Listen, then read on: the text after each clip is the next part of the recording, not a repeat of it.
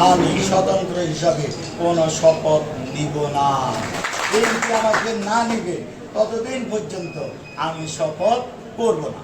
আপনারা প্রচারণার সময় আপনারা দেখেছেন আমাদের জনাব তারেক রহমান সাহেবের মার্কা ধানের শীষ, আমাদের মরহুমা খালেদা জিয়ার মার্কা ধানের শীষ, মরহুম জিয়াউর রহমানের মার্কা ধানের শীষ ফেলেছে। কিন্তু যেই লোক ধানের শীষ নির্বাচন করেছেন উনি কোনোদিনও বলেন নাই আমার মার্কা ধানের শীষ, এটা আমার চেয়ে বেশি আপনারা শুনেছেন। সেহেতু ব্যক্তি হেরেছে, ব্যক্তির বিরুদ্ধে জনগণ জবাব দিয়েছে, কিন্তু দলের বিরুদ্ধে জবাব দেয়নি। আমিও দলের জনগণ আমাকে ভোট দিয়েছে এবং আমি মৃত্যু পর্যন্ত, যেমন আমি বলেছি, আমি স্বতন্ত্র হিসাবে কোনো শপথ নিব না।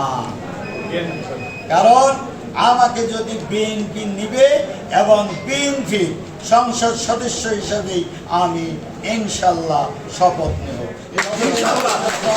বিএনপি আমাকে না নিবে ততদিন পর্যন্ত আমি শপথ করব না।